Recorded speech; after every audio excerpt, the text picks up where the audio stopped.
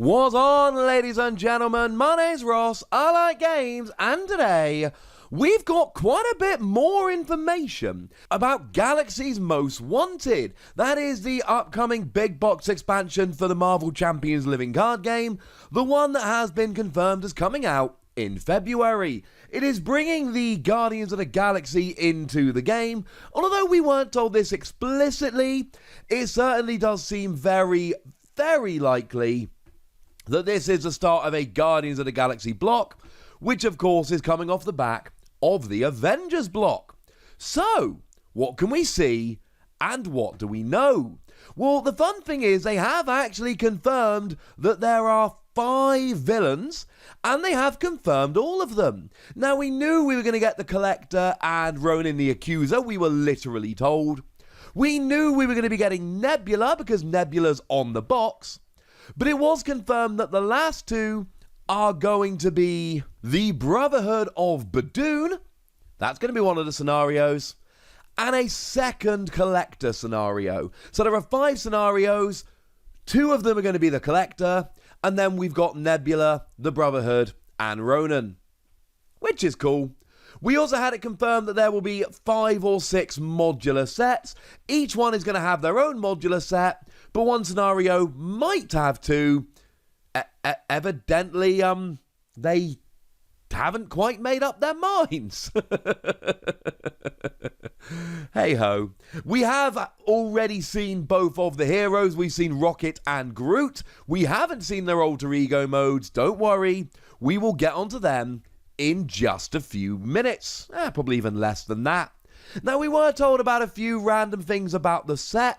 There is going to be a market deck where you earn points through the scenarios. Remember, these big boxes, though we haven't actually had one released yet, they can be played start to finish as a proper campaign with a story.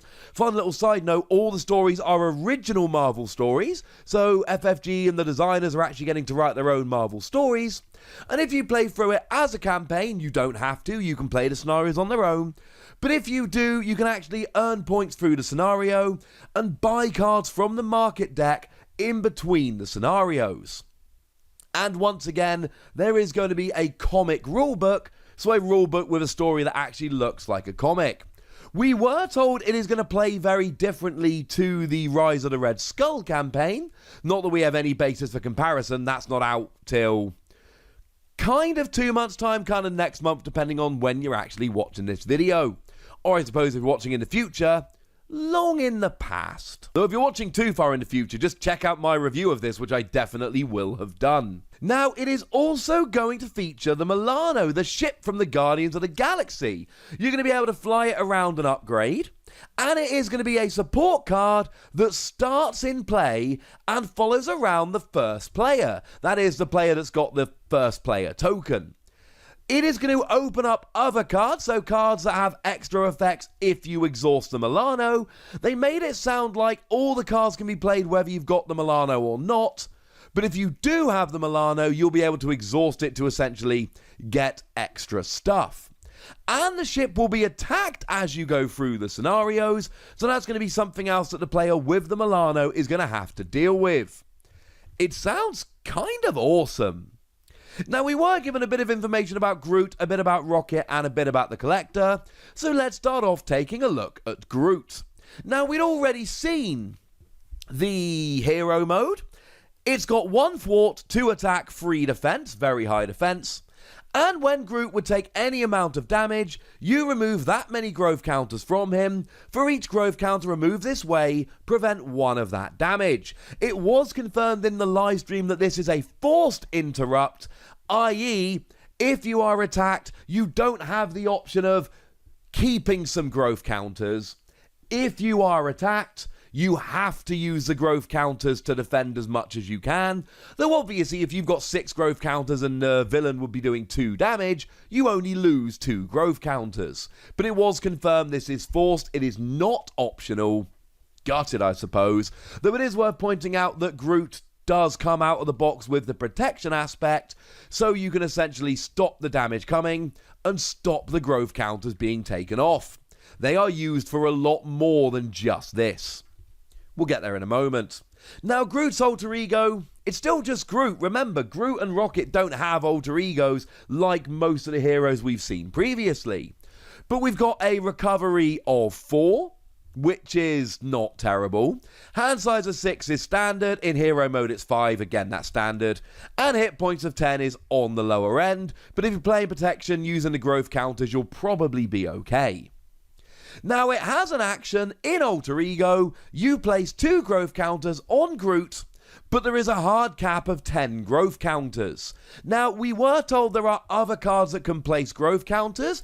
We weren't shown any of them, unfortunately, which is very, very sad. But we know that there are some. You can only have a maximum of 10, but you can place them through more than just this alter ego mode. But certainly there are going to be some players who want to stay in alter ego mode for a few turns, building up those growth counters before going into hero mode.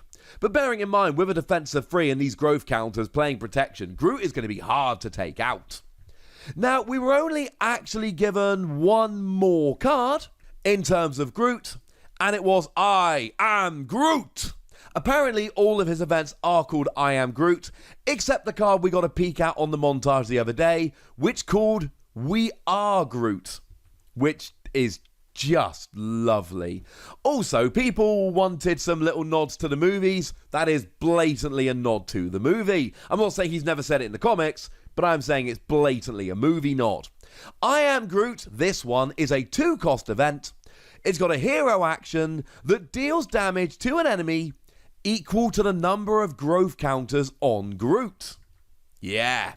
Now remember, we've still got the hard cap of 10, but if you've got 10 growth counters on here, then for 2 cost, you're dealing 10 damage. That's kind of ridiculous. Like, that's phenomenal.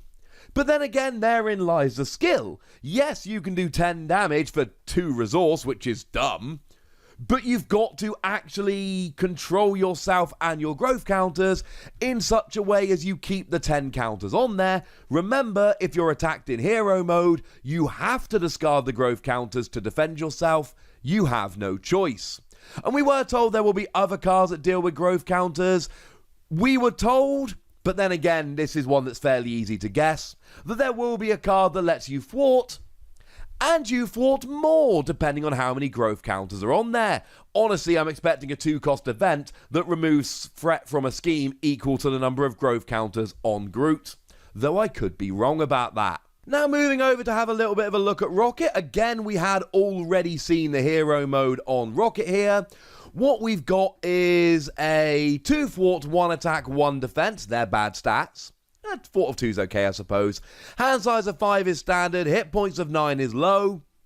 But it's got the skill Murder You. After you deal excess damage to an enemy, draw a card. Now, they did talk in the live stream about Rocket being very good, like 4, when you are against lots of minions. And that was my first reaction yesterday when we saw this card as well. You're not going to often be taking down the villain, but what you are going to be able to do is take out all the minions. You will often be able to overkill the minions, i.e. deal more damage than they have remaining health. And that means that you are then going to be able to, well, get yourself some extra cards. And Rocket does come out of the box with the aggression aspect, which means there are going to be lots of cards that deal indirect or cheeky damage to the villain, so you can focus on taking out minions and drawing all of those extra cards. Looking at Rocket's alter ego mode, you got recovery of 3, which isn't terribly impressive at all. Hand size of 6 is standard, hit points of 9 is still low, but it's got the skill Tinkering. It's an action that lets you choose and discard a tech upgrade you control to draw 2 cards, though it is limited to once per round. Now, there is one tech upgrade, we'll get there in a moment, but this is awesome.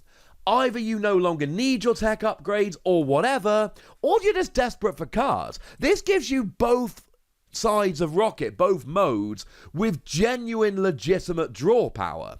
And drawing 2 cards in Marvel Champions is pretty gosh darn good.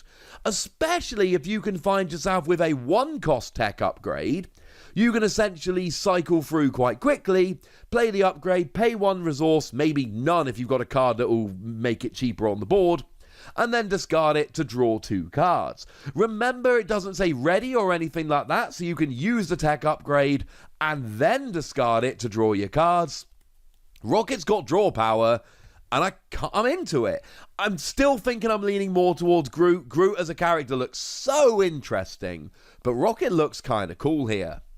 Now, the upgrade we've seen is Particle Cannon, a free cost upgrade, and it is restricted. Remember, you are limited to the amount of restricted cards you can put in a deck. That's how good it is. And it enters play with 2 charge counters on it. And it's got a hero action that lets you exhaust Particle Cannon, remove 1 charge counter from it, and deal 4 damage to an enemy. This attack gains both Overkill and Ranged. Now, fun little side note, Ranged is not actually in the rules reference as it stands at the moment. Go to the FFG website, check. The current edition of the rules reference does not have a definition of Ranged. But we've seen from the previous card, Hawkeye's Bow, it's one of the ones coming in the Red Skull expansion. Yes, obviously that's when the rules reference will be updated. It ignores Retaliate. Retaliate does damage to you when you attack, so essentially it just means you can attack without taking any Retaliate damage back. Overkill is where you take out a minion, and that damage, the excess damage, will also go to the villain. So take out a minion, do a bit of damage to the villain, don't take any Retaliate back. Seems kind of cool. And of course, once you've used it twice and removed the 2 charge counters, it becomes literally useless, because when there's no charge counters on it, it doesn't do anything. Oh look, then maybe you go to alter ego mode, discard it, and draw 2 cards. Gee whiz, look at the synergy. Anyone who's read the comics, a lot of Guardians comics, will know that Rocket loves his gadgets. He does in the film, to be fair, as well, both of them. So, all 3 of them, in fact. Point 4, it doesn't matter. The point is, Rocket loves his gadgets, all right? We can argue about how many films Rocket's in the comment section. And finally, we were given a look at the Collector. Now, all we've got is the main scheme, first part, and the first stage, but you know what? It's better than nothing. So the Collector comes in with 2 scheme, 1 attack, neither of which is huge. 13 hit points, again, not huge. But it's got a forced interrupt. When a card, player, or encounter would be placed into a discard pile from play, you place it face up into the collection instead. Now, it is very important to note here the language. It must be discarded from play. When you play from your hand into the discard pile, that doesn't count. It's never in play. You are discarding it from your hand. But they gave the example of Energy Channel. Energy Channel is an upgrade, and you spend X lightning resources to put X energy counters here, and then it's got a hero action whereby you discard it and deal 2 damage to an enemy up to a maximum of 10 for each energy counter here. So this would be an example of a card, a player card, going into the discard pile from play. And we know there's going to be a bunch of upgrades and stuff for the villains, which would end up going there as well. It is from you or the villain. Now, what relevance does that have? Well, we've got the scheme here, the Grand Collection. It starts with 4 scheme per person. It adds, 4 threat per person. It goes up by 1 threat per person per turn. And if there is 10 threat per person on there, it is over, you lose. But there's a hero action here where you can either exhaust your hero or spend 2 resources of any type to discard 1 card from the collection to its owner's discard pile, though this is limited to once per player per round, so you cannot exhaust yourself and discard 6 resources to get rid of 4 cards, for instance. Oh yeah, and if there are at least 5 cards per player in the collection, you lose the game. That's why you want to do this. Now there's the usual, if there's 10 threat per person you lose, but there's an extra thing going on here, which is to say if there are 5 cards per player in the collection, you lose the game, That's why you need to be using the hero action to actually get rid of these. And I like this. One of my complaints with the Wrecking Crew scenario was that because it's, if you're paying attention, almost impossible to lose by threat, you're only looking at damage, not threat, and it's more fun, I think at least, when you're trying to juggle threat and damage. Well, now you're trying to juggle threat and damage and cards in the collection, and for me that just sounds like a more fun, more thought-intensive experience, and that makes me pretty gosh darn happy. You know, over the next, because this isn't actually coming out till February and it's only July now, you know over the next few months we'll get looks at more of these cards, more of these villains, etc., and you know that when we do, I will be here and I will be telling you all about it. But for now, ladies and gentlemen, that's what we've seen, that's what we know, and I'd like to hear from you.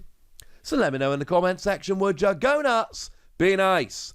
And then make sure you like this video, subscribe to this channel, follow me on Twitter at @TheWassy. That's where we talk Marvel Champions and a bunch of other games. And please do consider checking out patreon.com/PTCGradio, where you can support the channel, get some bonus podcasts and all kinds of fun stuff. But by far the most important thing as always, look after yourselves till next time, would ya? Thank you very much for watching. My name's Ross, and you've been watching Wassy Plays.